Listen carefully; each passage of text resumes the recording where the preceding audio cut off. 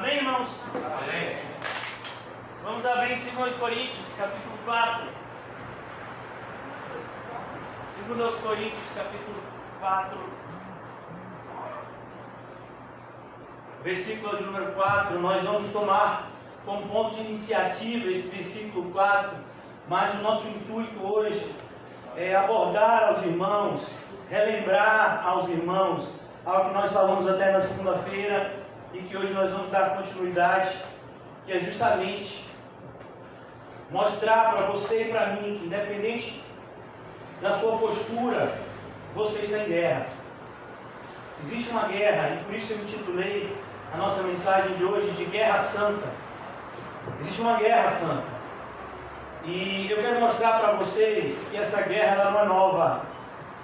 Eu sei que muitos podem interpretar de maneira equivocada em virtude das cruzadas que aconteceram na Idade Média, mas eu quero mostrar para vocês que a Guerra Santa é algo muito anterior às cruzadas da Idade Média.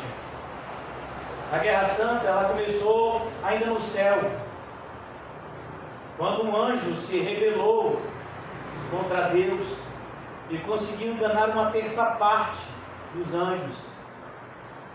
Sendo expulsos do céu, eles continuaram em oposição a Deus e a tudo aquilo que glorificava a Deus. E no Éden, essa guerra é vista quando Satanás se disfarça em uma serpente, engana Eva, e Adão e Eva eles são expulsos do paraíso pela transgressão do pecado. Mas antes dessa expulsão, Deus formaliza essa guerra e diz: olha, eu porei inimizade entre o descendente da mulher e os teus descendentes, serpente. Tu, serpentes, ferirás o calcanhar do descendente da mulher, porém ele pisará a tua cabeça.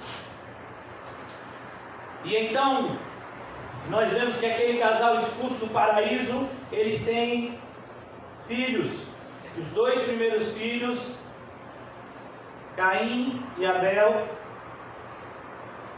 estão em oposição, porque um agradava a Deus, e o que não agradava a Deus tinha ódio daquele que agradava a Deus, e por isso o assassinou. Primeiro homicídio entre dois irmãos, e justamente por causa da postura que cada um deles tinha diante de Deus. Se você estudar o início de Gênesis, você vai perceber que toda a fúria que Caim nutre acerca de Abel é justamente porque a oferta de Abel foi bem recebida por Deus, enquanto a dele não foi. Isso que deixou ele furioso, a ponto de ele assassinar o seu irmão. Deus então providencia um outro descendente, Sete, e esse dá continuidade à linhagem.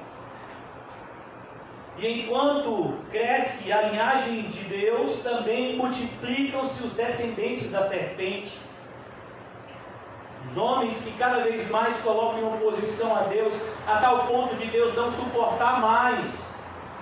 E então Deus chama um descendente, um eleito, chamado Noé, e diz: Noé, eu não vou suportar mais o pecado do homem, vou destruir a raça humana inteira. Durante 100 anos Noé prega essa verdade, mas quem ele se converte? Ninguém. Só quem entra na arca é a família de Noé. Todos os demais morrem. E inicia-se então uma nova raça humana. Mas nós sabemos que o pecado estava no DNA do homem. Então vemos um dos familiares de Noé ser amaldiçoado, Cã. E tudo isso, irmãos, nós vamos dar continuidade até a gente chegar à época dos patriarcas, quando, morando num universo extremamente pagão e cheio de deuses estranhos, Deus faz um chamado a um homem chamado Abraão, que já tinha 75 anos de idade. E Abraão responde positivamente a esse chamado e anda com Deus por quase 100 anos, ou mais que isso. Abraão tem descendentes, como Deus havia feito aliança com ele estéril, mulher estéril, mas ele possui descendentes, e um descendente específico, Isaque. Isaque, chamarei a tua descendência. Isaque tem 2 filhos, Esaú e Jacó. Jacó é o eleito de Deus, para perpetuar a promessa. Jacó, por seu turno, tem 12 filhos. E desses 12 filhos, um deles em especial, Deus tem uma atenção especial, perdoe até a redundância, José. E todos nós sabemos o que os irmãos José fizeram com ele. Mas Deus transforma a maldição em bênção.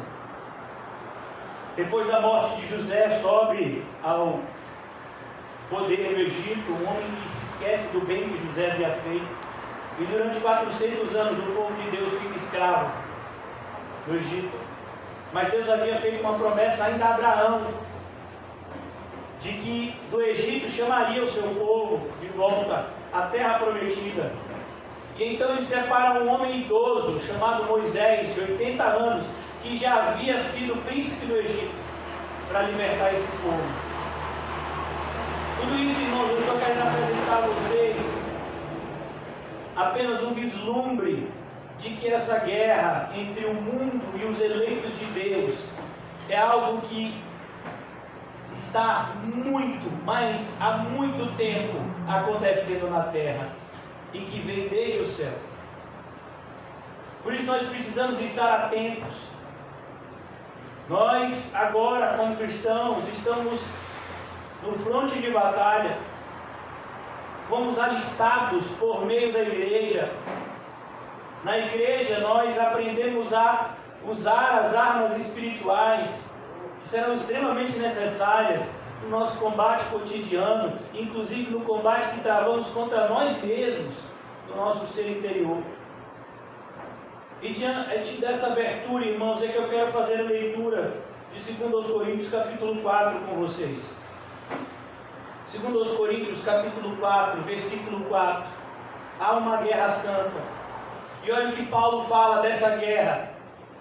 Nos quais o Deus deste século, ou o Deus deste mundo, cegou o entendimento dos incrédulos, para que lhes não resplandeça a luz do Evangelho, da glória de Cristo, o qual é a imagem de Deus. Percebam, irmãos, que nessa guerra santa, Satanás tem uma vantagem numérica. O número de servos que Satanás tem à disposição é muito maior do que o número de servos que o Senhor Jesus tem à disposição. Glória a Deus, que isso não importa na obra de Cristo. Cristo nunca se preocupou com quantidade, porque um com Cristo sempre será a maioria. A grande questão é a pergunta feita a Josué quando tem uma visão de um ser celeste, muitos dizem ser Cristo pré-encarnado. Josué, que vivia nesse ambiente de batalha, faz uma pergunta: você é dos nossos ou está contra a gente? E aquele ser celestial que estava com espada na mão diz: Josué, a pergunta não é essa. A pergunta é: você, Josué, está comigo ou não? Nós estamos seguindo a Jesus, nós somos soldados do exército de Cristo, ou nós somos espiões? Ou nós somos soldados do exército do príncipe deste século? Percebe, irmãos, que o Deus deste século, ele cega, não é o coração, ele cega o entendimento. Ele não quer que você saiba o que está em jogo, salvação e condenação. Ele não quer que você entenda o que está acontecendo com a sua vida. Por que nós sentimos o que sentimos? Porque tanto ateus quanto religiosos sentem essa atmosfera densa e pesada circundando todo mundo. O Deus deste século, ele cega o entendimento dos incrédulos. Perceba, irmãos, dos incrédulos. Existe um teólogo chamado J.I. Packer. Ele já é um senhor de idade, já tem mais de 90 anos. Mas quando ele era mais jovem, ele tinha uma vida mais ativa. E ele fazia muitas pregações. Uma dessas pregações no ambiente acadêmico, ele convida um professor daquela universidade que ele sabia que era ateu. Abertamente, ele se dizia ateu. E J.I. Packer convida ele para sua exposição do Evangelho. E aquele professor ateu responde para J.I. Packer: você está me chamando para ir ver você pregar o Evangelho, mas você sabe que eu não acredito em Deus. J.I. Packer disse a ele: me diga qual é o Deus que você não acredita, porque provavelmente eu também não acredito nele. No universo evangélico, irmãos, isso tem crescido. Parece que cada igreja tem o seu Deus. Tem igreja que é o Deus da gritaria, é um Deus que é meio surdo. Ele só ouve se você gritar muito. Tem um Deus que é mais ou menos como se fosse o dono de um circo. Você tem que fazer malabarismo para agradar ele. Pular, cair, dar rodada. Tem um Deus que de repente é como se você estivesse em uma universidade e você tem que saber todos os aspectos da área teológica para que esse Deus se agrade de você. Você tem um Deus hoje para cada tipo de gosto. Tem um Deus para os mais jovens, tem um Deus para os mais velhos, tem um Deus para casais, tem um Deus para solteiros.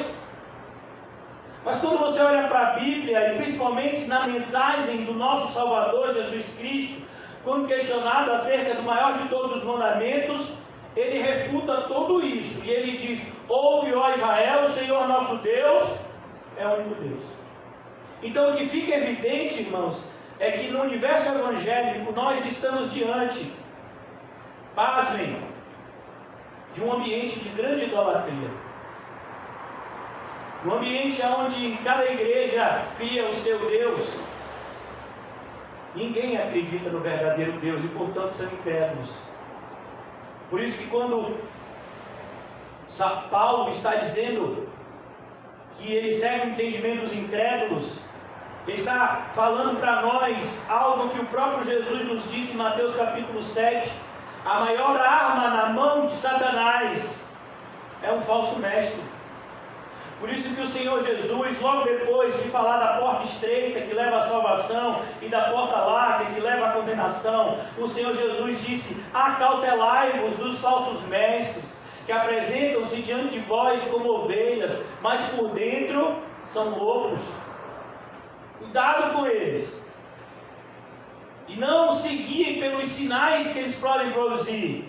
Porque muitos naquele dia me dirão: em teu nome fiz isso, isso e aquilo. E eu direi abertamente: eu não conheço vocês.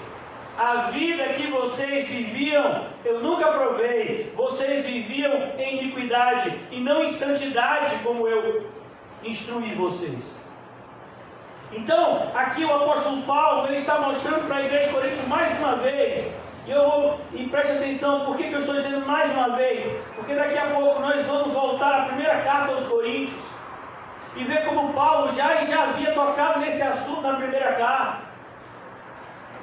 Mas havia necessidade de Paulo mais uma vez falar disso. E como ele fala em Filipenses, ele diz: e eu não me incomodo de falar as mesmas coisas, porque é segurança para vocês. Assim como Deus é imutável, o seu evangelho também é imutável, e portanto a pregação evangélica não pode passar por alterações por conta das mudanças da sociedade. Então, há 100 anos atrás, era comum entender 1 Timóteo capítulo 2 em relação ao ministério feminino na igreja. Agora não, agora é praticamente um escândalo só ler 1 Timóteo capítulo 2.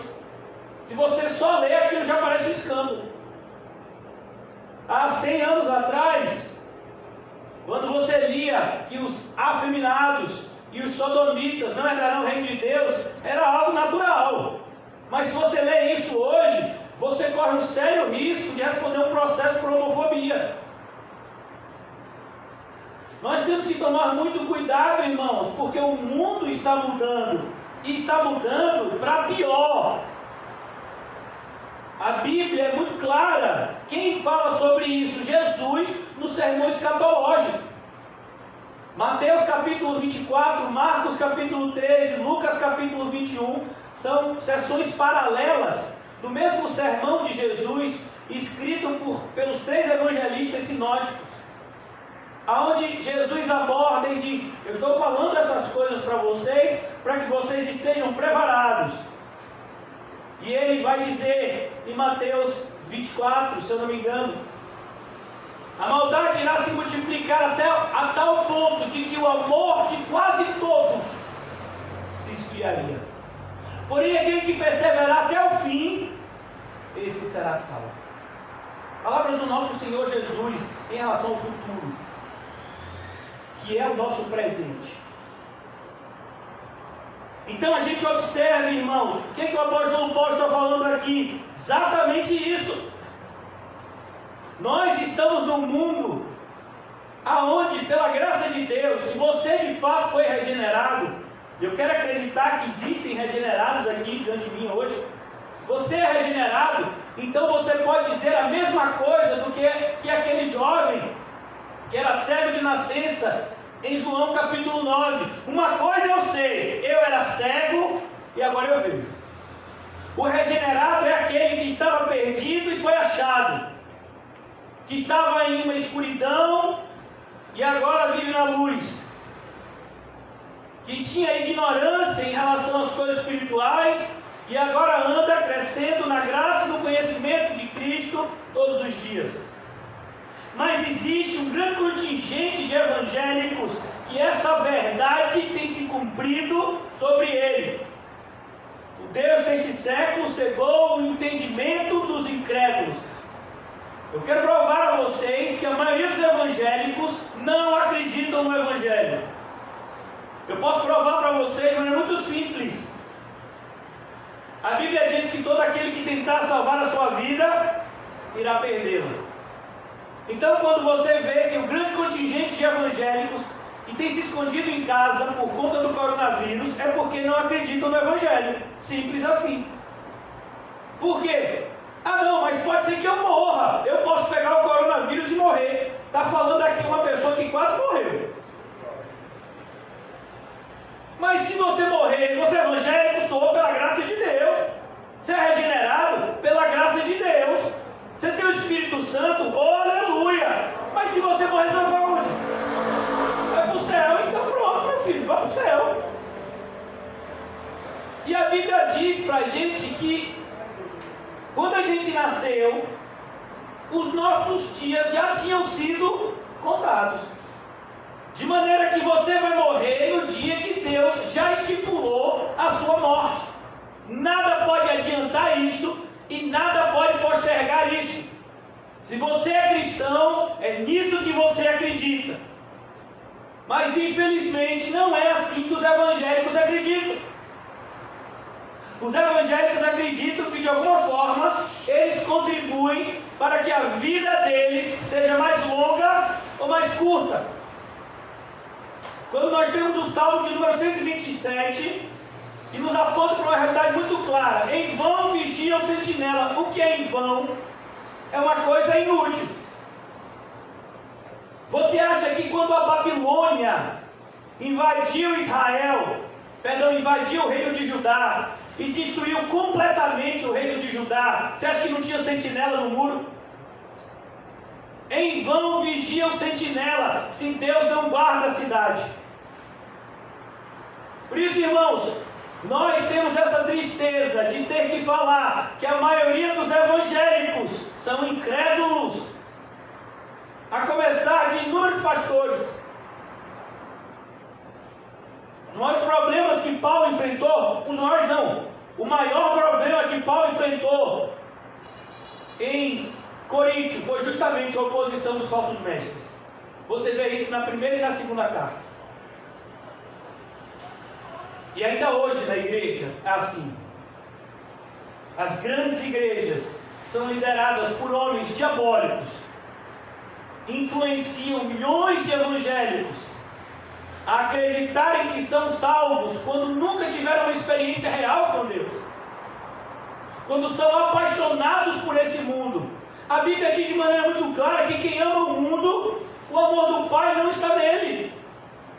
Meu Deus, mais claro que isso.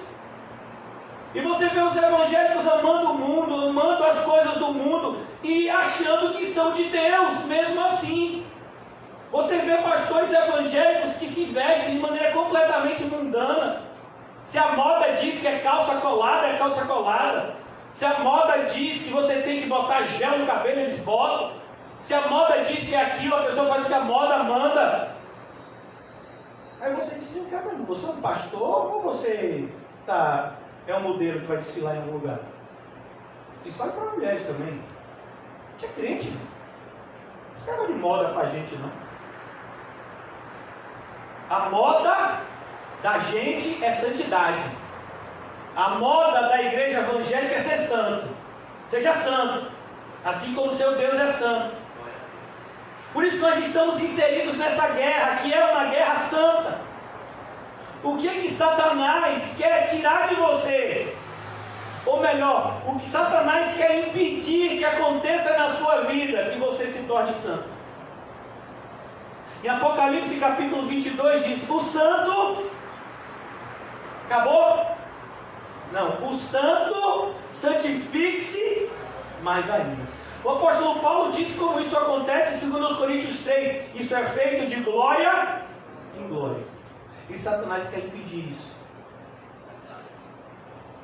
Ele quer te dizer todos os dias, não, você já tem feito demais pela igreja. Que é isso? Que nada, você já está fazendo demais.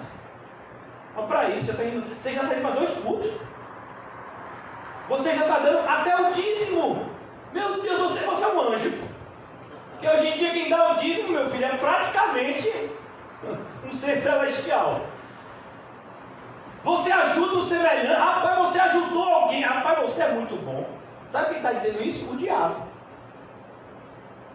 Porque quando você está fazendo o que você devia fazer, sabe o que o Espírito Santo diz? Bata no seu peito e diga, sou um servo inútil, estou fazendo o que fui mandado fazer.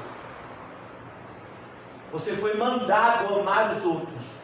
Você foi mandado renunciar à sua vida por um bem maior, que é a iluminação daqueles que ainda estão em trevas, mas foram eleitos por Deus para a luz, como está escrito em Atos 26. Então eu gostaria de trabalhar com vocês hoje, a partir de agora, por alguns minutos. 1 Coríntios, como eu já coloquei até no título da mensagem no Facebook, a gente ia falar de 1 Coríntios, capítulo 9, para que você veja que esse não é um assunto novo para a igreja de Coríntios. O apóstolo Paulo já havia abordado isso na sua primeira carta.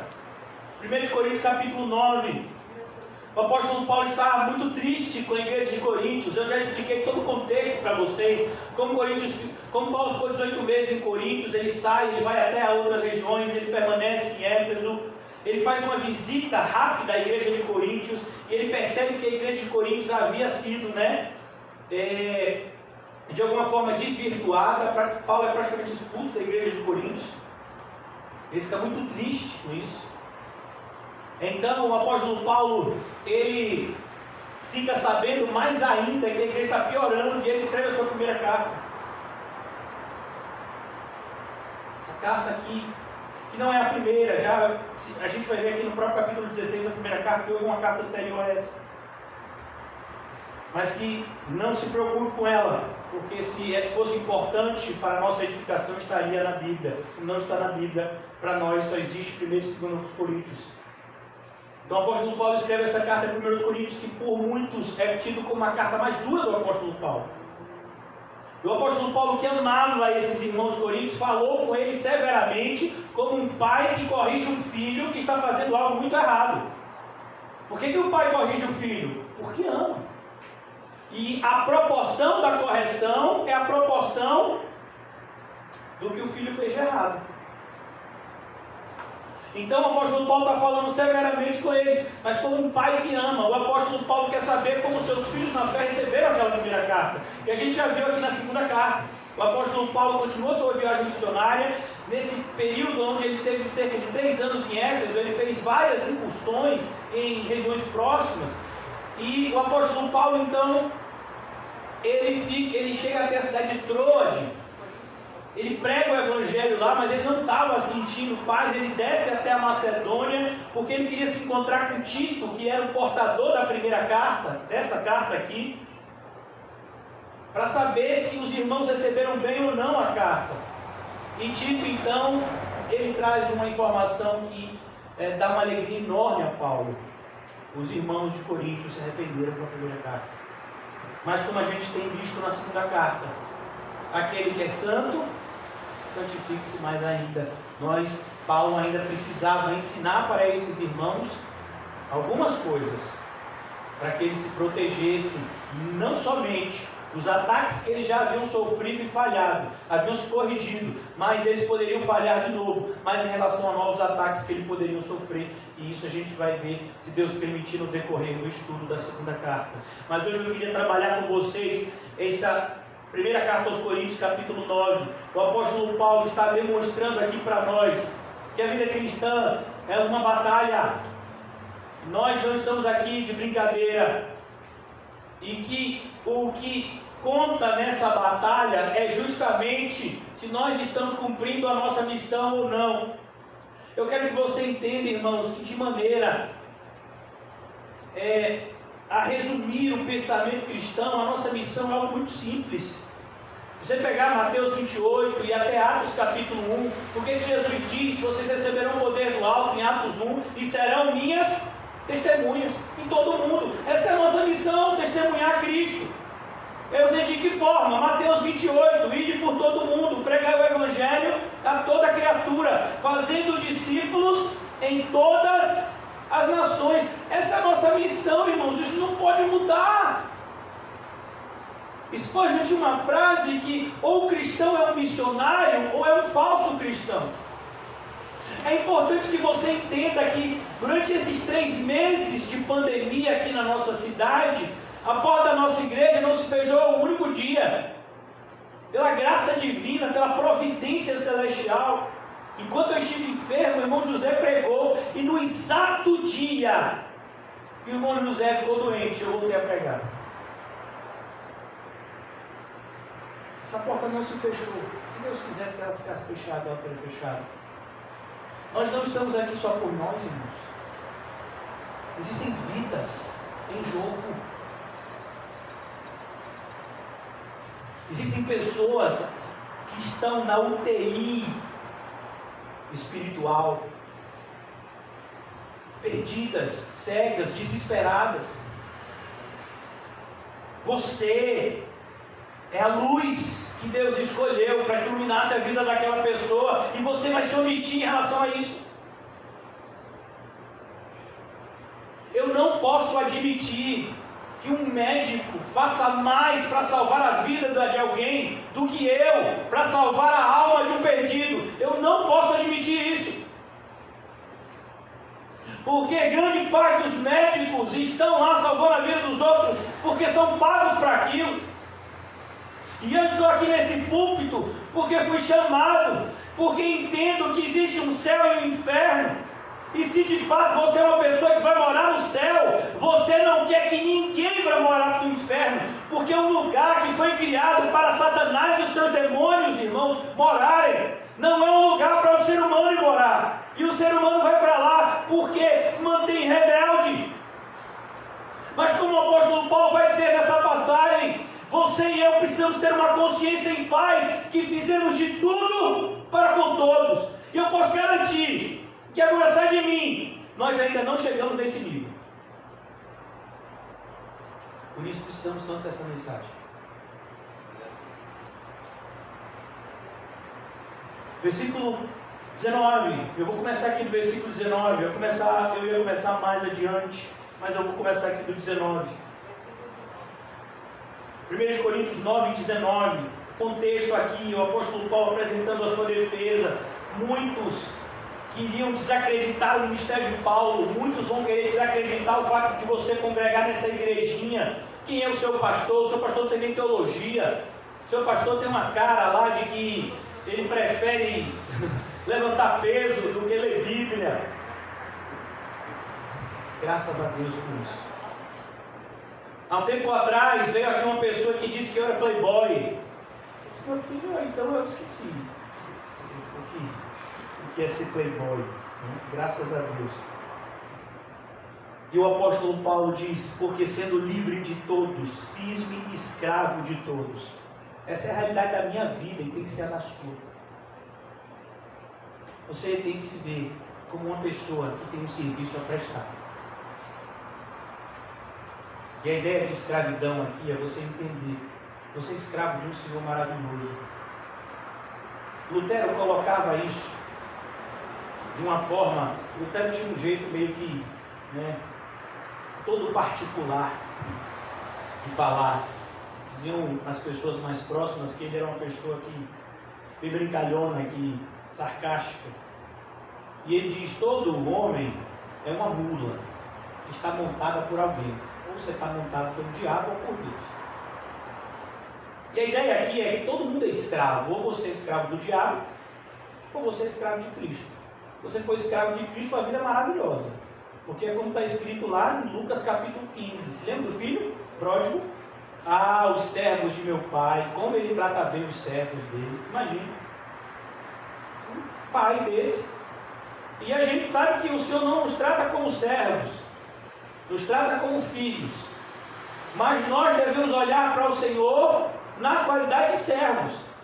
E temos um serviço a prestar. Porque se sendo livre para com todos, Paulo disse, o Evangelho me libertou, mas também me impulsionou por amor, como o próprio apóstolo Paulo vai dizer em 2 Coríntios, o que movia ele? O amor de Cristo. Cristo me amou tanto, Cristo me ama tanto, que o mínimo que eu posso fazer é usar todos os meus recursos materiais, espirituais, emocionais, para agradar a Ele. E se tem uma coisa que Cristo fica feliz, é quando um pecador se converte.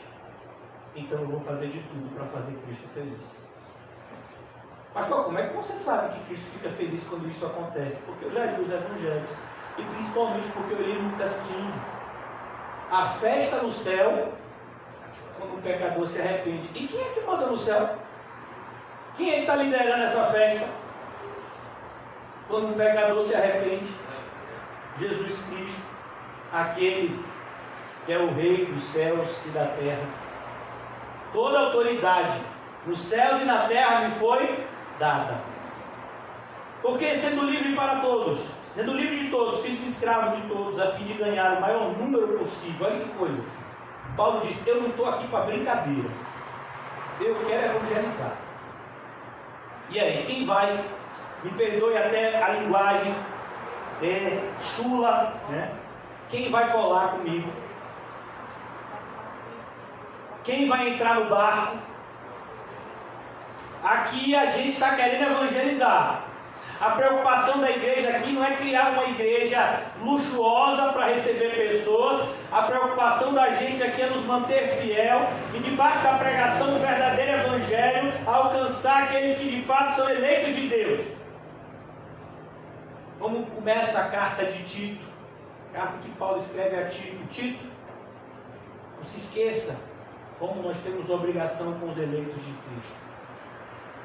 E aqui Paulo diz, versículo 20, procedi para com os judeus como judeu. O apóstolo Paulo tinha nenhum problema de entrar na sinagoga no sábado e de respeitar os costumes da sinagoga. Ele não tinha nenhum problema, porque ele sabia que cada um daqueles costumes apontavam para Cristo. Aquilo que nós falamos recentemente, capítulo 3, 2 Coríntios, a ligação que há entre lei e evangelho, abordamos isso, eu creio, na semana passada. Então Paulo não tinha nenhum problema em estar no ambiente judaico, respeitando respeitando as normas que regiam a sinagoga e as reuniões judaicas. Paulo tinha nenhum problema com isso. Mas ele sabia que todas aquelas normas haviam se cumprido em Cristo. Ele sabia disso. Mas ele não tinha nenhum problema, porque o propósito dele era apresentar Cristo. E como ele já disse para a gente, segundo aos Coríntios, até hoje, quando a lei de Moisés é lida, o véu está posto. Mas quando um judeu crê em Cristo, como tantos judeus creram em Cristo na pregação de Paulo, basta você ler o livro de Atos. Paulo tinha um hábito, quando ele chegava numa cidade, se tivesse sinagoga, ele pregava primeiro na sinagoga. E ele vai dizer isso, inclusive em Romanos, que o Evangelho é o poder de Deus para a salvação, primeiro judeu e depois do grego. Paulo está seguindo um ordenamento cronológico.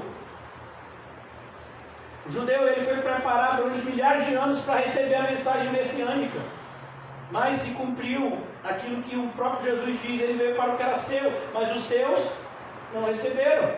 Então o Senhor faz com que outros recebam. Mas Paulo continuava pregando para judeus, e judeus se convertiam. Inúmeros judeus se converteram quando Paulo pregava.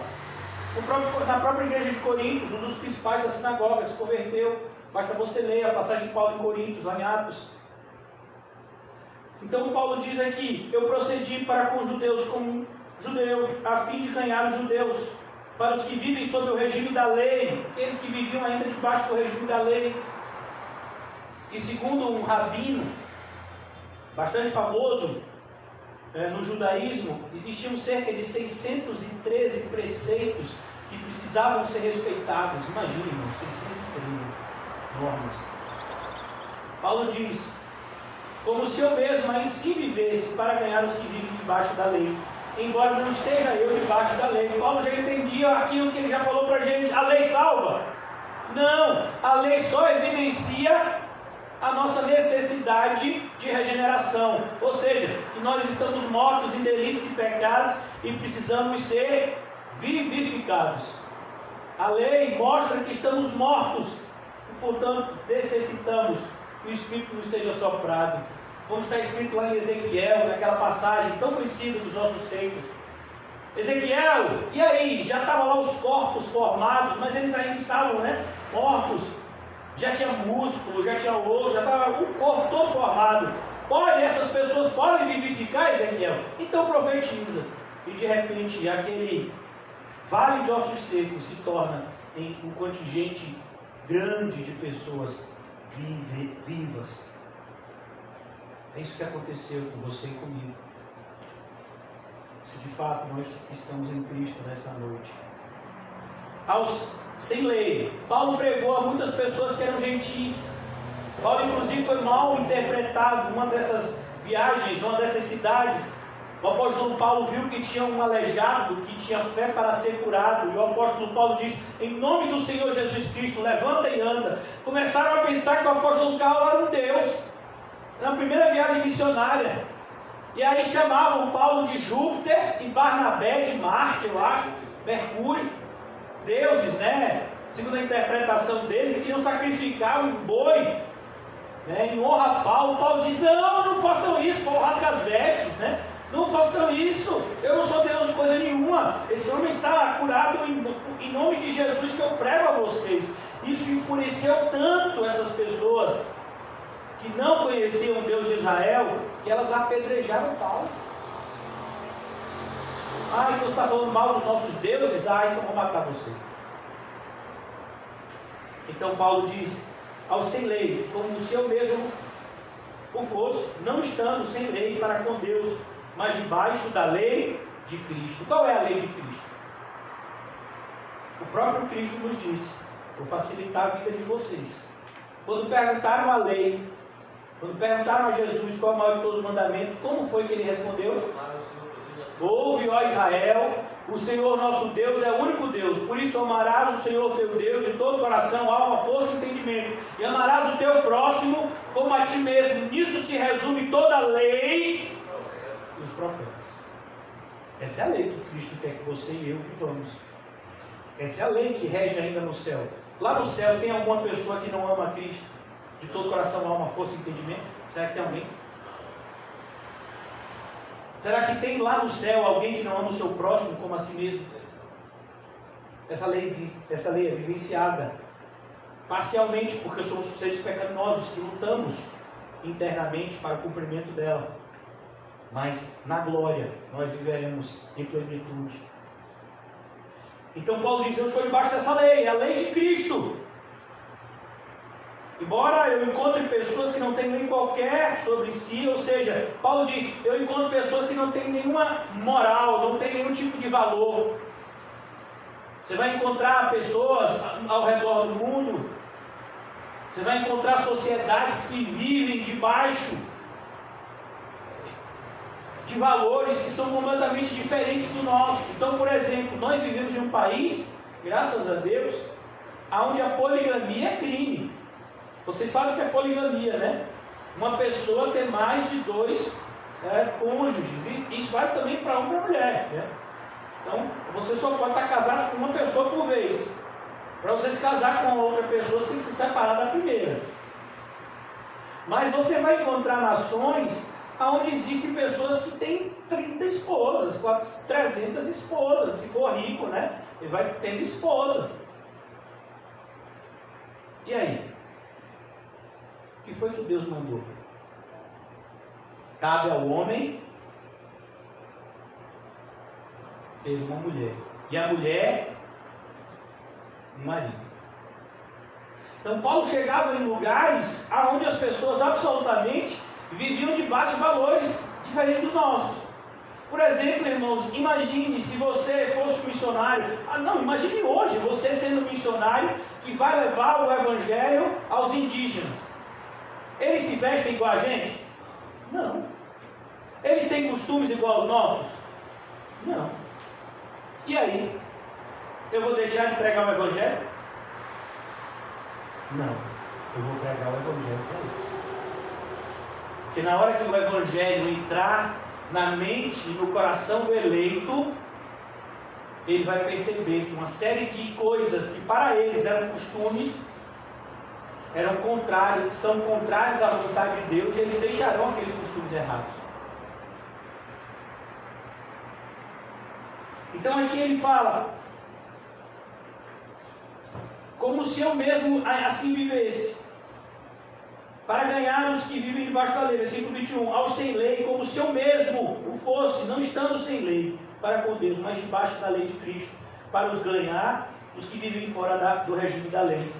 Existiam pessoas que não tinham qualquer conhecimento acerca do Deus de Israel.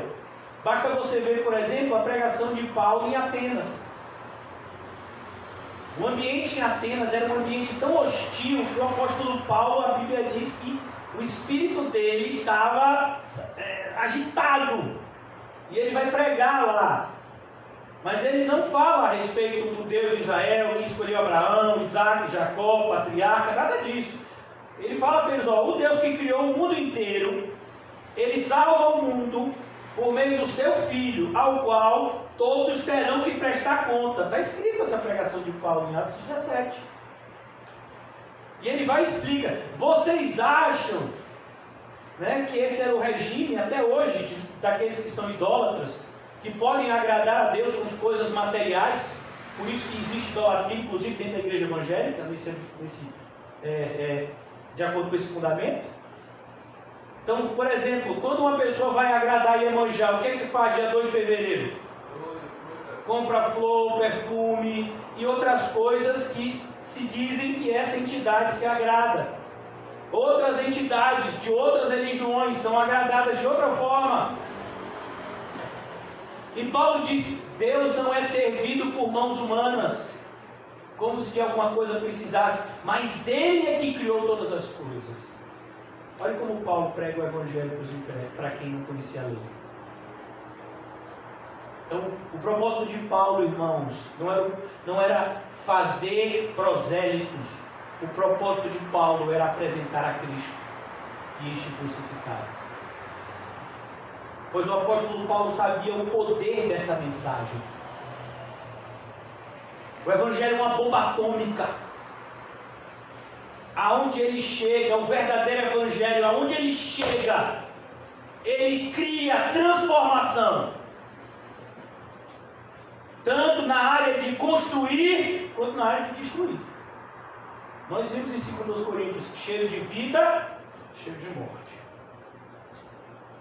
Uma casa terão 5 pessoas, divisão inclusive do lar. 5 se levantarão contra 3, 3 contra 2, 2 contra 3. O pai entregará à morte o seu filho, porque ele pode Cristo. Então o apóstolo Paulo, ele pregava o Evangelho, e ele diz aqui, versículo 21 do capítulo 9 de 1 Coríntios, para ganhar os que vivem fora do regime da lei. Porque qual foi a ordem de Jesus em Mateus 28? Pregue o Evangelho a todo crente. Pregue o Evangelho na igreja. Pregue o Evangelho a quem é religioso. Pregue o Evangelho a quem é do seu país. Pregue o Evangelho a toda criatura, no mundo inteiro. De maneira que se tem algum, como é o nome? Esquimó, né? Que mora naqueles iglus lá no Polo Norte, né? Esquimó que chama. Se tem algum esquimó incrédulo hoje, é culpa sua. Então trate de aprender a linguagem do esquimó e vá lá evangelizar ele. Tem índios da Amazônia, o pessoal está preocupado com o desmatamento da Amazônia. Você e eu deveríamos estar preocupados com a falta de evangelho na Amazônia. Porque existem tribos indígenas lá, que ainda não conhecem o evangelho, no nosso próprio país. Nós vivemos em um estado, que é um dos maiores estados da nossa nação, o estado da Bahia, que possui 417 municípios. Eu posso te garantir que a maior parte desses municípios nunca ouviu a pregação do verdadeiro Evangelho. Nunca ouviu. Nunca ouviu a pregação do verdadeiro Evangelho. Já ouviu um monte de evangélicos falando todo tipo de bobagem, mas nunca ouviu um Evangelho genuíno. E você não se sente responsável? O apóstolo Paulo se sentia.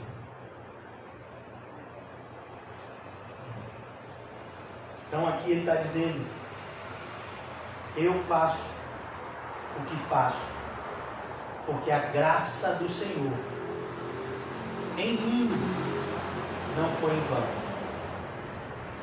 E aí, como é que está em você a graça de Deus? Versículo 22. Fiz-me fraco para com os fracos. A ideia de fraqueza aqui, irmãos, é uma ideia de fraqueza moral.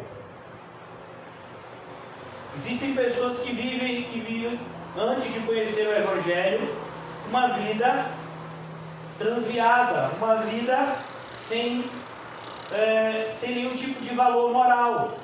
Então você vai encontrar pessoas que bebem, que fumam, que fazem coisas assim que nem convém dividir com os santos. E o apóstolo Paulo diz: olha, eu quero dizer para vocês que isso não é o mais importante. Se vocês se arrependerem, Deus perdoa.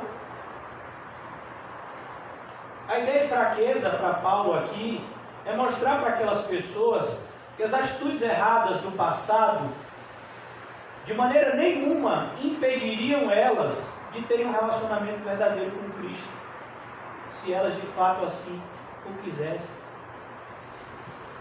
O próprio Senhor Jesus foi combatido pelos fariseus por conta dessa atitude. Quando ele vai fazer uma refeição na casa de um dos homens mais odiados de Jericó, quem era? Zaqueu. Rapaz, como é que você vai na casa desse homem? Esse Zaqueu não vale nada, é o chefe dos publicanos, é um ladrão. Zaqueu, hoje eu vou na sua casa jantar. Viu? Foi preparado. Uma prostituta lava os pés de Jesus com as suas lágrimas e enxuga os seus cabelos. Enxuga os seus pés com os seus cabelos. Uma mulher adúltera pega em flagrante adultério. Jesus diz: vá, mulher, e não peques mais. E tantos outros exemplos. Jesus diz, como princípio: eu vim para os doentes. O apóstolo Paulo diz: e o Senhor escolheu aqueles que não são, para reduzir a nada aqueles que pensam que são alguma coisa. Para que em tudo que o homem tem que se gloriar, glorie-se apenas no Senhor. Então aqui o apóstolo Paulo está mostrando, irmão, você faz isso de errado. Vamos mudar. Cristo te ajuda. Cristo te perdoa e te ajuda a viver uma vida diferente. Quem foi a primeira pessoa a ver Cristo ressurreto? Maria Madalena. Sabe qual é a definição que a Bíblia diz dela antes de Cristo? Que ela tinha 7 demônios. Você já imaginou? A vida de uma mulher tem 7 demônios dentro dela. Eu não quero nem imaginar como é que ela devia subir as paredes. Você acha que O Exorcista é um filme de terror? Imagine como era Maria Madalena antes de Jesus. Mas, e depois da ressurreição? E depois que Jesus expulsou os demônios? Quem era Maria Madalena? Quem se tornou Maria Madalena? Então que a gente possa entender, irmãos, que o poder do Evangelho vai além das coisas que fizemos de errado no nosso passado. Se de fato o arrependimento nos alcançou por meio da pregação. O propósito da pregação, como José disse ontem, o propósito da pregação é justamente ser usada pelo Espírito Santo para convencer o ouvinte do pecado, da justiça e do juízo. Como o Espírito Santo convence o pecador do pecado, da justiça e do juízo, como está escrito no Evangelho de João, por meio da pregação do Evangelho. O Evangelho chega de maneira poderosa. Não porque o pregador é poderoso, não, a gente é vaso de barro, a gente não vale nada. Mas há um Espírito que nos usa para convencer aqueles que são de Cristo do pecado, da justiça e do juízo e atraí-los das trevas para a luz. E o apóstolo Paulo diz: eu não vou permitir que nada atrapalhe a minha missão. Ah, você tem uma vida imoral? Você quer ouvir o Evangelho? Eu prego para você. Você está fazendo qualquer coisa contrária à palavra de Deus? Você quer ouvir o Evangelho? Eu prego para você. Eu não tenho nada a ver com os seus pecados, muito pelo contrário. Mas eu prego o Evangelho para você. Porque eu sou tão fraco quanto você. Sabe? Só não estou fazendo o que você está fazendo pela graça. George Whitefield, um dos maiores pregadores do Evangelho, ele pregou em vários lugares. Ele era da Inglaterra, de uma pequena cidade perto da Inglaterra. E ele pregou em vários lugares do mundo. E uma vez retornando à sua cidade, os seus amigos apontaram para um homem que era o terror da cidade naquele momento. E aí George Whitefield dá uma parada assim, de repente ele vira para os seus amigos e diz, aponta para o homem e diz: ali vai eu, se não fosse a graça de Deus. O que a gente entende as pessoas que estão passando por determinadas situações? Porque se não fosse a graça de Deus, a gente estaria talvez fazendo coisas piores. Porque você não é igual a Hitler e a tantos outros que foram assassinos por causa da graça. É a graça de Deus. Se de fato há uma transformação real na sua vida e na minha, é por conta da graça. E só ela merece ser glorificada por qualquer tipo de atitude benéfica na nossa vida. É a graça de Cristo. Por isso Paulo diz: eu fiz-me fraco para com os fracos, com o fim de ganhar os fracos. E eu quero que você entenda bem essa ideia, essa redação. A ideia de ganhar aqui, Paulo vai dizer mais adiante, não é que a gente ganha almas, como existem pessoas que usam essa terminologia de maneira muito equivocada. O próprio apóstolo Paulo sabia que ele mesmo foi o quê? Ganho por Cristo. Mas a ideia do apóstolo Paulo aqui é impulsionar os coríntios, que era uma igreja extremamente importante do ponto de vista missionário, pois a cidade de Corinto era uma das maiores cidades da Grécia. E ele está dizendo aqui: olha, vocês precisam entender a responsabilidade que vocês têm de pregar o Evangelho. Porque as pessoas só crerão em Cristo se o Evangelho for pregado a elas. Isso fica muito claro em uma outra carta de Paulo, que é a carta aos Romanos, quando ele diz: todo aquele que clamar o nome do Senhor será salvo. Mas como clamarão aqueles de quem nada ouviram? E como ouvirão, se não há quem pregue? E como pregarão, se não forem enviados? Perceba a conexão. Por isso ele está falando ganhar nesse contexto. Pregar o Evangelho de uma maneira que, se Deus me colocou para pregar o Evangelho nesse lugar, há um propósito divino nisso. E se existe algum eleito aqui, ele vai ser atraído como um imã é atraído pelo metal. Como uma ovelha se sente atraída pela voz do seu pastor. Quando o Evangelho genuíno é pregado e ele chega ao ouvido de um eleito de Deus, que, como está escrito lá em Romanos 8, e aos que predestinou, a estes também chamou. Como acontece isso? Você é predestinado antes do seu nascimento, mas em algum momento você vai ser chamado por meio da pregação do Evangelho. E quando você crê em Cristo, você é justificado. E à medida que você anda em direção à cidade celestial, você, naquele grande dia, será glorificado, receberá um novo corpo de glória para sempre. Aos que chamou, aos que predestinou, chamou. Aos que chamou, justificou. Aos que justificou, glorificou. Por isso é importante que preguemos o Evangelho, irmãos, com toda a ousadia e de todas as formas. Hoje teve um irmão, eu creio até que talvez ele esteja assistindo, uma pessoa que eu não conheço fisicamente, eu acho que ele é de outro estado.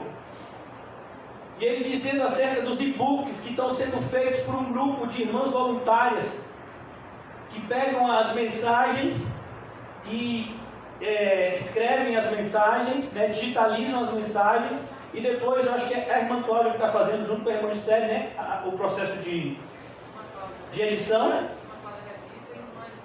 Pronto, a irmã Cláudia revisa e a irmã Gisele edita, mas tem a irmã Massinha e a irmã Mirella que estão nesse grupo, são 4 mulheres, né? E já tem, recentemente teve o livro do irmão José, que foi, eu acho que foi colocado no Facebook, eu acho que ontem, né? O amor ao dinheiro, a prisão que impede, a prisão antes da porta estreita, eu acho que esse é o título. E esse irmão que já leu esse book, ou outro e-book, ele queria saber qual era a editora que estava fazendo isso.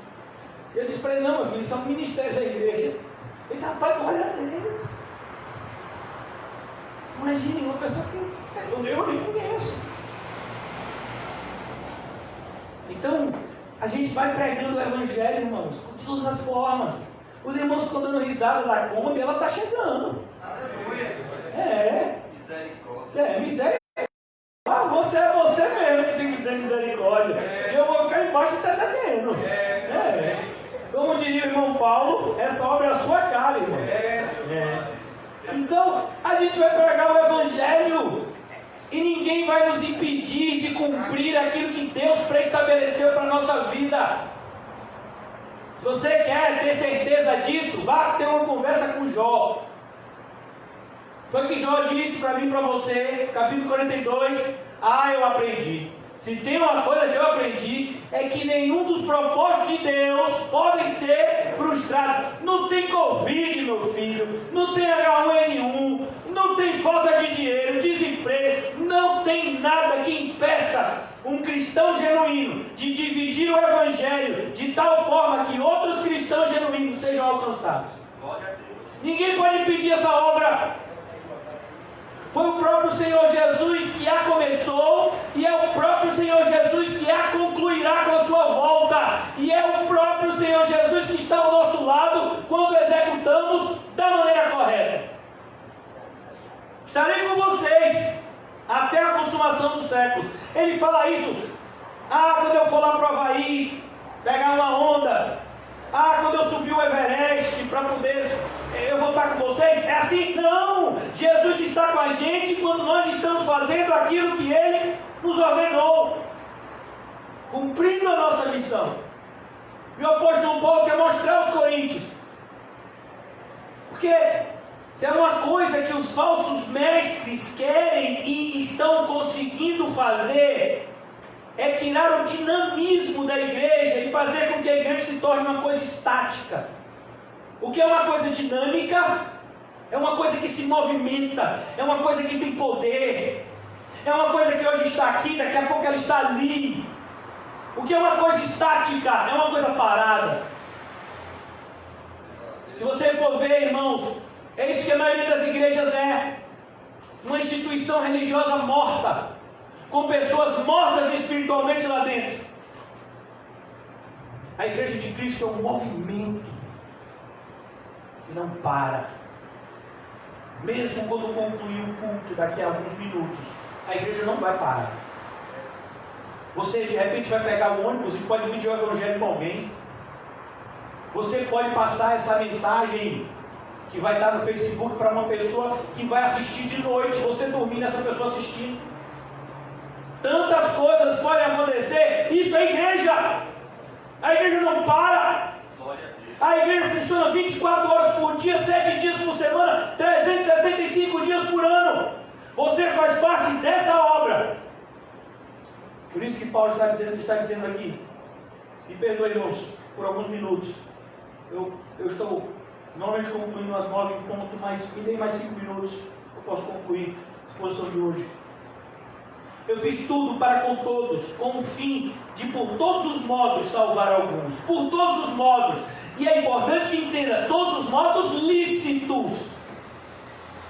É como, por exemplo, nós estamos pregando aqui fisicamente, porque a igreja não fecha porque o Covid está aí. Aí não tem nada a ver com o Covid.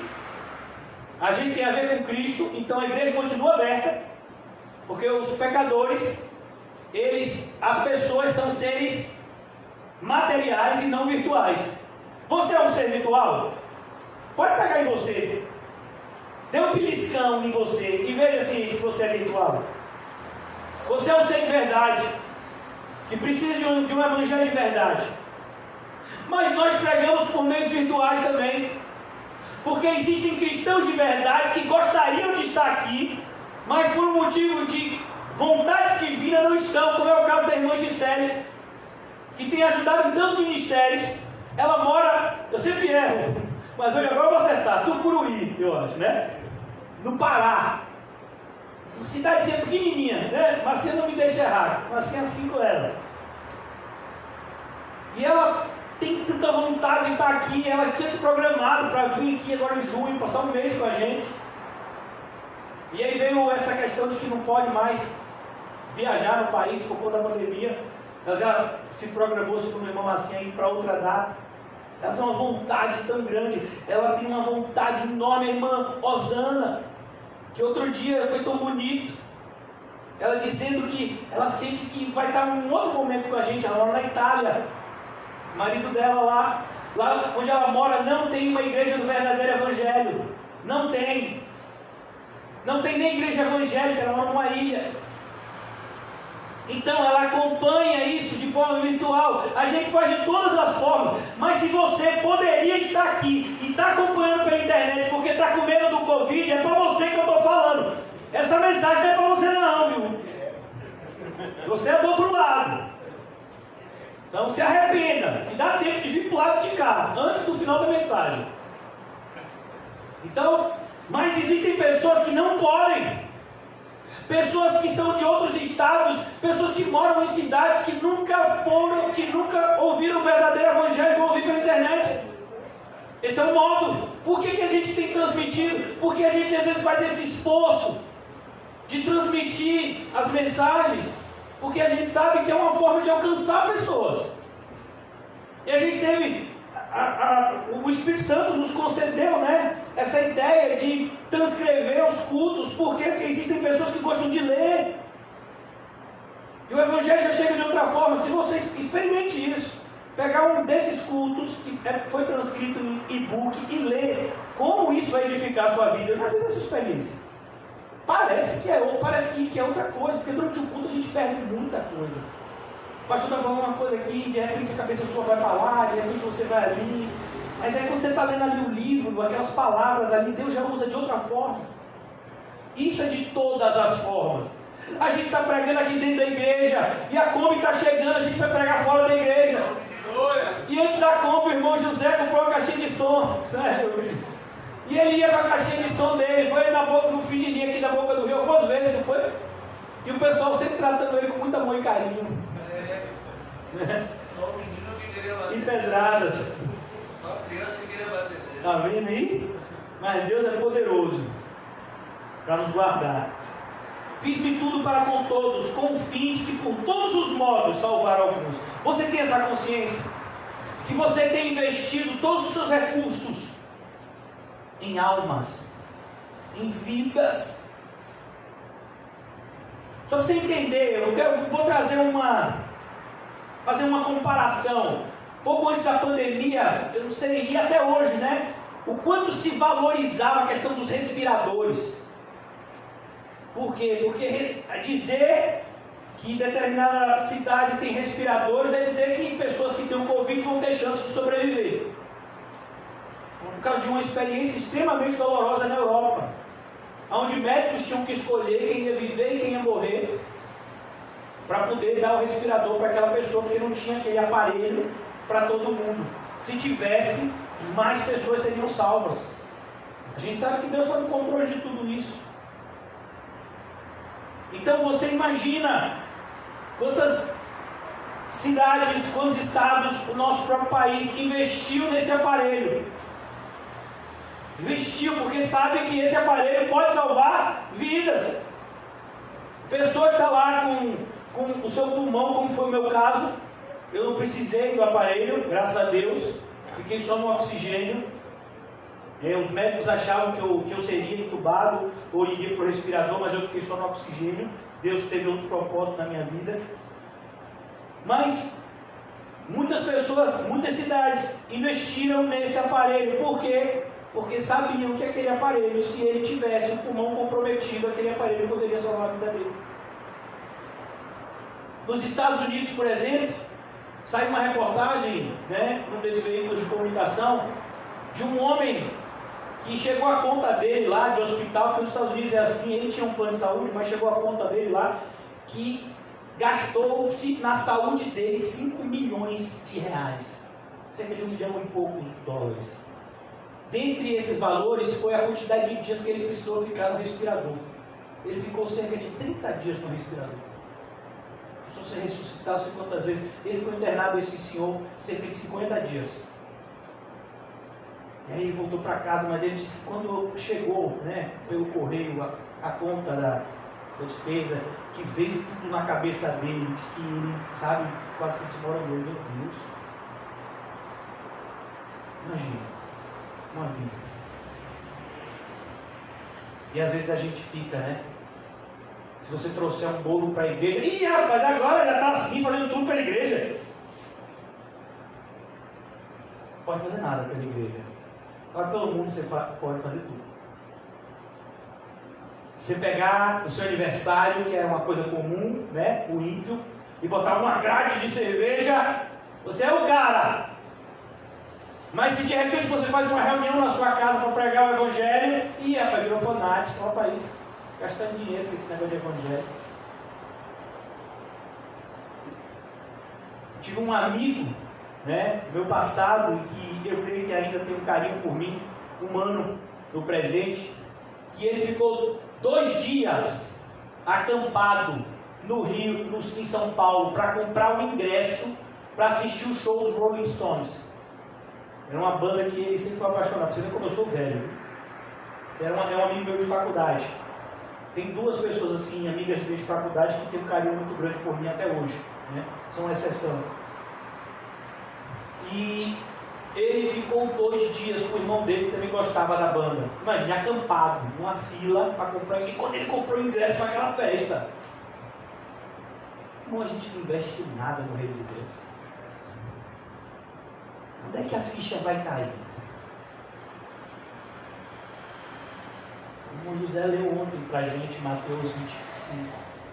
Estava com fome, estava com sede. Irmãos, eu aplico sempre isso. Claro que de maneira literal a gente tem que ajudar as pessoas necessitadas. Mas a gente sabe que a maior necessidade do ser humano é espiritual. Existem pessoas com fome de ouvir uma palavra de Deus, pessoas com sede de ouvir uma palavra de Deus, pessoas que estão aprisionadas pelo diabo e que você pode pregar o evangelho para essa pessoa, como em Atos 16, não tinha aquela mulher escrava lá, que dava lucro aos seus senhores, mas quem escravizava aquela mulher de fato, quem era? O demônio que a possuía. Então aí, nós estamos aqui, cheios de poder, o poder está aqui, ó, e a gente vai fazer o quê? Voltar para os nossos afazeres diários, como se só existisse esse mundo e essa vida secular, como se não existisse o mundo espiritual, como se a gente não tivesse responsabilidade nenhuma.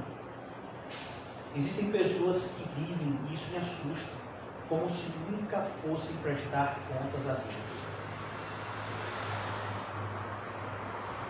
Versículo 23, tudo faço por causa do Evangelho, com o fim, olha que coisa linda, tudo faço por causa do Evangelho. Talvez você pense assim, mas Paulo não é Cristo, você consegue separar o Evangelho de Cristo? Paulo também não conseguia. O que está escrito em Mateus 8? Todo aquele que tentar salvar a sua vida, perderá. E quem entregar a sua vida por amor a mim e ao Evangelho? Está lá. O Evangelho de quem é, irmão? De Cristo. Você não consegue separar. É uma coisa só.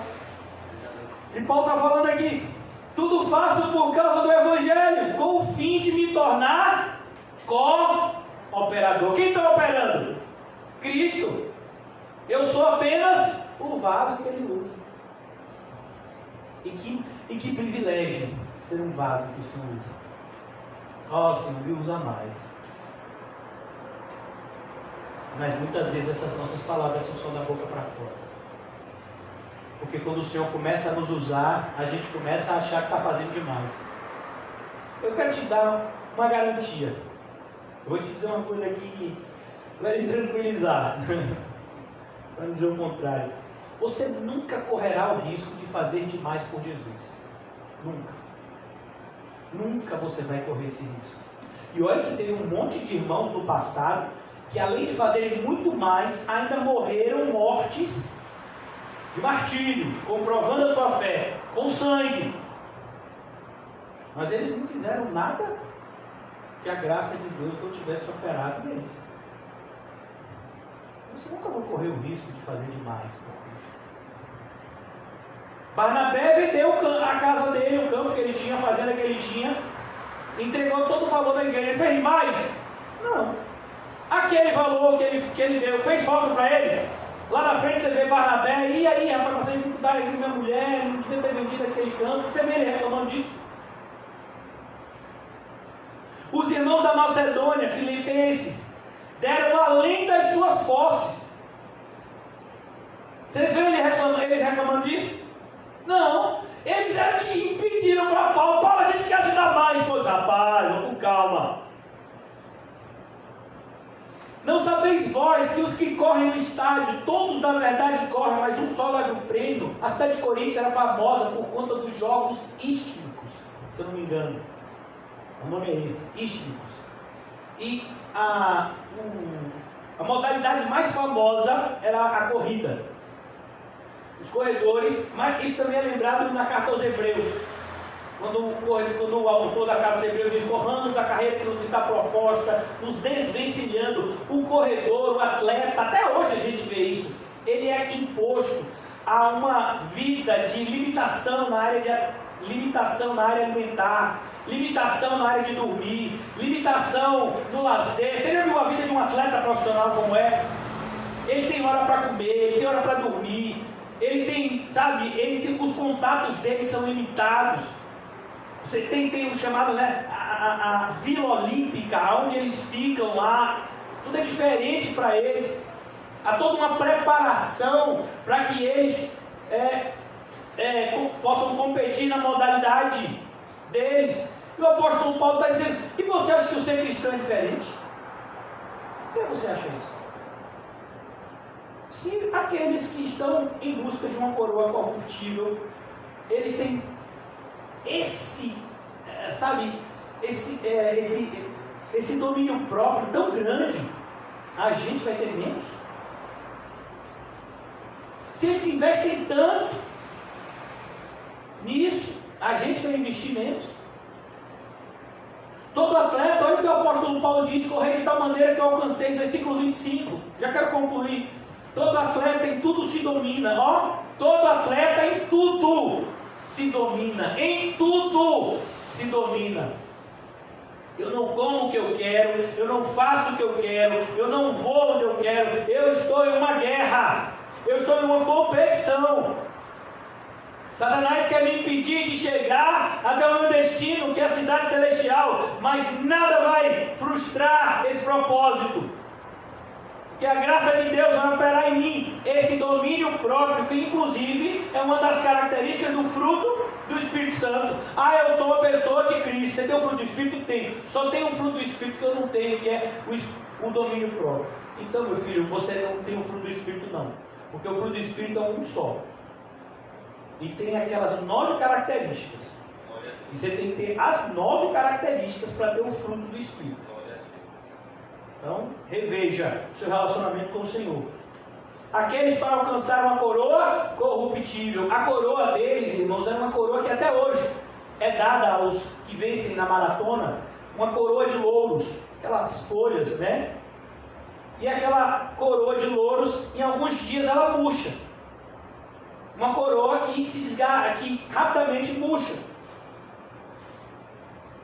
Nós, porém, receberemos uma coroa incorruptível. Você já imaginou isso? Como uma auréola de um anjo. Uma coroa incorruptível. Assim, eu não estou dizendo que você vai ter uma auréola de anjo não, viu? Em nome de Jesus. Eu estou dizendo que nós vamos ter uma coroa incorruptível, que não se desgasta. Assim corro também eu. Olha que Paulo diz: eu estou correndo. Eu também. Quando ele diz também, ele está dizendo: porque eu quero acreditar que vocês também estão correndo, amém? Ou eu estou correndo sozinho? Que é isso? Não, vamos todo mundo. Bora de líder, gente. Esquece, bora, faz o alongamento. Essas são as 2 meninas que eu tenho em casa, que é uma luta para botar para andar. Assim como também eu, não sem meta. A gente tem uma meta, irmãos. A gente quer chegar onde? No céu. E qual é o caminho para se chegar no céu? Agradar a Deus. Seguir os passos de Cristo. Você quer chegar no céu? Então olha os passos de Jesus e segue certinho, porque os passos de Jesus levam ao céu. Ele é o caminho, a verdade e a vida. Quer chegar no céu? Segue a Cristo. O autor dos Hebreus está nessa mesma direção. Por isso que durante muito tempo a carta aos Hebreus foi atribuída ao apóstolo Paulo. Só no começo do século passado que alguns teólogos disseram: não é de Paulo, aí tem uma discussão, aí hoje se diz assim, o autor da carta aos Hebreus. Mas durante muito tempo ela foi contada como uma carta paulina. E aqui ele usa esse linguajar lá na carta aos Hebreus: corramos com perseverança a carreira que nos está proposta. Como é que a gente faz para não perder a corrida? A gente olha firmemente para o autor e consumador da nossa fé. É como se Jesus estivesse lá na porta do céu dizendo: vem, vem, vem. Assim também eu corro, não sem meta. Eu luto. Existia também modalidades de luta, como a gente vê nas Olimpíadas, judô, luta greco-romana. Existia também nos Jogos Olímpicos modalidades de luta. E Paulo usa esse exemplo: assim também eu luto, mas eu não estou desferindo golpes no ar. Paulo está dizendo: eu sei contra quem estou lutando. Eu não estou lutando como uma pessoa que não sabe o que está fazendo. Eu sei o que eu estou fazendo. É como, por exemplo, não sei se vocês já viram, nas Olimpíadas você tem aquelas provas, né? Dos espadachins. É uma espada bem fininha. Eles usam toda uma roupa, né, para proteger. A espada tem tipo algo que para não furar, né? A esgrima, exatamente. E eles pontuam quando eles vão atingindo, né, determinadas partes do corpo do oponente. E aí tem aquela, não sei se vocês já assistiram nessa modalidade esportiva, né? Então, imagine, você é um espadachim, o seu oponente está aqui e você está aqui, ó. Poxa, o seu oponente está ali, meu filho. Imagina um espadachim lutando, se ele não tem. Se me der uma espada daquela, meu filho, não sei nem para onde vai. Então ele disse, não, Paulo disse, eu sei que tipo de luta o meu Senhor me chamou a lutar. Você sabe? Que não é contra a carne e sangue, que é contra principados, potestades, contra hostes espirituais do mal. Você sabe disso? Você sabe que quando você vai pregar o Evangelho para pessoas, quando nós formos evangelizar, nós estamos evangelizando pessoas mortas, de maneira que se alguém responder positivamente é porque o quê? Houve uma ressurreição. Pode acreditar que alguém ressuscitou, não fico com medo não, mas alguém ressuscitou dos mortos. Então vamos imaginar que você pregou o Evangelho para 100 pessoas numa praça pública e no final da sua exposição 2 pessoas chegam e dizem, rapaz, acredita no que você falou, quero mais disso. Ali houve milagre, porque eram pessoas cegas, surdas, mortas espiritualmente. Se essas 2 ouviram a ponto de dizer que querem mais, como aquelas 3.000 almas lá na pregação de Pedro, é porque houve um milagre. Mortos que reviveram por meio da pregação. Mas precisou de alguém que subiu lá numa caixinha no meio daquele povo e pregou para eles. Paulo está dizendo isso. Eu sei que luta é que eu fui chamado a lutar. Eu sei o que eu estou fazendo. Mas é difícil fazer. E aí ele conclui dessa forma. Mas esmurro o meu corpo. Ó. Eu esmurro o meu corpo. Eu sei o que eu preciso fazer, mas nem sempre eu tenho vontade de fazer o que eu preciso fazer. Sejam sinceros, irmãos. Todas as vezes que vocês vieram para a igreja, vocês estavam morrendo de vontade de ir para a igreja? Ou teve dia que você falou, rapaz, acho que hoje eu vou ficar. Eu acho que hoje eu vou inventar um chikungunyazinho. Eu vou dizer, pastor, acho que eu peguei dengue. Pastor, eu estou com o nariz meio corizando. Eu acho que por bem pelos irmãos eu vou ficar em casa. Irmãos, esmurro o meu corpo. Imagine, se tem uma coisa que a gente trata bem é o corpo da gente, né? Prova disso é a barriga de alguns aqui, inclusive a minha, né? A gente trata bem o nosso corpo, né? Se for mulher, é shampoo, creme, né? O homem, homens, em nome de Jesus, um desodorantezinho, né? Desodorantezinho, escova de dente, pá de dente. Eu mesmo falo, seu Edson sempre, ó, e o bichinho acho que só tem 2 dentes, né? Mas assim, meu pai de dente, meu pastor, escova de dente, a gente amém, pastor, e aí você traz. E aí? Seu corpo que você devia tratar bem, né? Paulo diz, mas o meu corpo não vem em primeiro lugar, Cristo. Eu renuncio a tudo, inclusive as minhas próprias vontades. Isso é esmurrar o seu corpo. Não é você fazer como algumas pessoas levaram isso à literalidade, alguns monges, né, na Idade Média, e eles amarravam o que se chamava silício, eu acho, uma espécie de arame aqui para eles ficarem sentindo dor enquanto andavam. Existem pessoas de determinadas áreas, né, do catolicismo que se autoflagelam como se isso fosse trazer algum tipo de benefício espiritual. Não, Paulo não está falando disso não. Paulo está falando de você se autopunir fisicamente. Paulo está falando de algo muito mais difícil, que é você se segurar emocionalmente. Então ele diz, eu esmurro o meu corpo. Eu não tenho vontade de fazer isso, mas eu faço. Eu acho que, sabe, irmãos, você quer ver você esmurrar o seu corpo? É na hora que você está dizimando. Você vê no olhar do irmão, né? O apego com aquele envelope. Quando bota no buraquinho assim, ele vai descendo, o irmão fica, oh meu Deus, dá para comprar 50 quilos de feijão. Oh meu Deus, a máquina de lavar, a prestação certinha. Mas eu esmurro o meu corpo. Quer ver um esmurrar o corpo? Mulheres, encontro de mulheres todo último sábado do mês. E qual vai ser o último sábado? 26. Opa, já vou para a igreja, escuto tudo, ainda tem esse negócio de encontro de mulheres. Rapaz. Mas eu esmurro o meu. De noite você tem que orar, meu filho. Mas eu estou com sono, acho que eu vou orar amanhã de manhã. Amanhã de manhã já é outro dia. Você tem que orar hoje. Ah, pastor, vai com isso. A gente não está mais na lei, não. O senhor já. A minha oração já era esse tempo aí que o senhor está demorando pregando. Já foi uma oração. Assim eu esmurro meu corpo e o reduzo à escravidão. Você fala para o seu corpo: quem manda no meu corpo é Cristo, viu? Paulo não está dizendo que é ele que manda no corpo dele, não. É Cristo que manda nele, portanto, é Cristo que manda no corpo dele. Para que, tendo pregado os outros, não venha eu mesmo a ser desqualificado. E Paulo usa aqui, irmãos, um termo esportivo.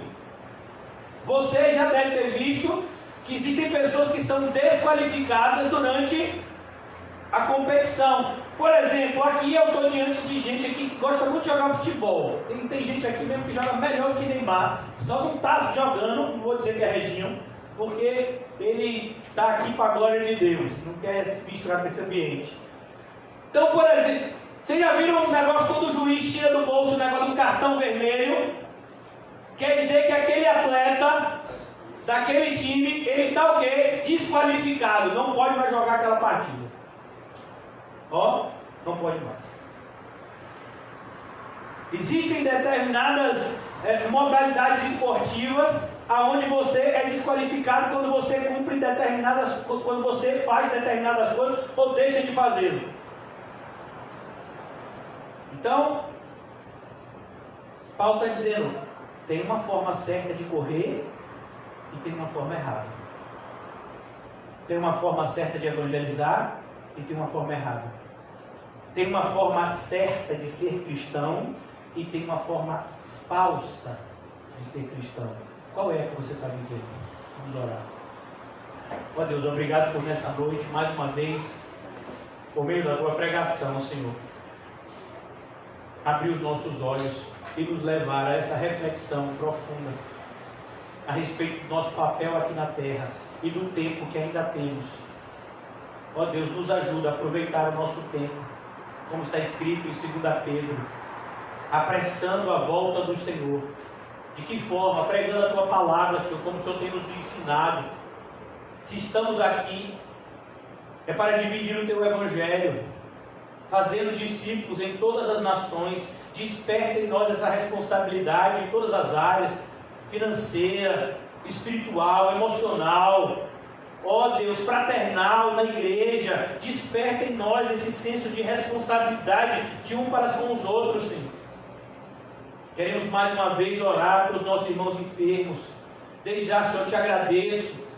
O nosso pequenino, eu chamo ele de irmão assim, mas o nosso pequenino Dylan vai receber alta depois de 3 meses, Senhor, vivendo no ambiente hospitalar, vai receber alta, vai passar um tempozinho em casa. A gente sabe que ele ainda está no início do tratamento, Senhor, mas que maravilha que o Senhor possa preparar esse momento para o papai, para a mamãe dele, César e Lani, que eles possam aproveitar, glorificando o teu nome, Senhor, dando testemunho do teu poder. Ó Deus, abençoa a vida da irmã Osana. Eu não sei, Senhor, em que patamar está o tratamento dela, mas o que eu sei é que o Senhor há de curá-la para a tua glória, Senhor, e que ela ainda vai ser um vaso muito usado por ti, Senhor, na salvação de outros. Ó Deus, nos ajuda. Abençoa a irmã Gisele, a pequena Helena, Deus, que cada vez mais elas se sintam igreja e que no futuro próximo, segundo a tua boa vontade, elas possam estar aqui com a gente fisicamente também. Ó Deus, abençoa os nossos irmãos que estão de Covid, o irmão Quinho, a irmã Cláudia. Abençoa, meu Deus, outros irmãos que estão passando por enfermidades, ó Pai. O Senhor sabe quem são eles. Ajuda-os neste momento difícil, Senhor. Ajuda, meu Deus, os nossos irmãos que se esfriaram. Imagine, Pai, 3 meses afastados da igreja por conta dessa pandemia. Abençoa os nossos irmãos que estão se esfriando na fé. Ó Deus, que o Senhor possa produzir neles esse avivamento espiritual que todos nós estamos precisando, mas principalmente oramos por esses que se esfriaram na fé, que de alguma forma foram cegos pelo príncipe deste século, Senhor. Só o Senhor pode dar vista ao cego. Que assim aconteça, Senhor, na vida dessas pessoas que muitas vezes não estão entendendo as escolhas erradas que têm feito, pois não vivemos pelo que vemos, mas vivemos por fé, Senhor. Abençoa os irmãos do CAC. Ó Deus, faz deste lugar não um centro de recuperação, Senhor, mas uma casa de apoio cristão, aonde aqueles que de fato querem a Cristo terão um ambiente para se encontrarem com o seu Salvador e nele crescerem. Ó Deus, abençoa a tua obra e nos faz cada vez mais, Senhor, ramos frutíferos da videira verdadeira que é o Senhor, o nosso Salvador Jesus Cristo. Oramos assim em nome de Jesus, amém e graças a Deus. Amém, irmãos? Salvem-se mutuamente com olhar santo e não se esqueça de dizer a você mesmo: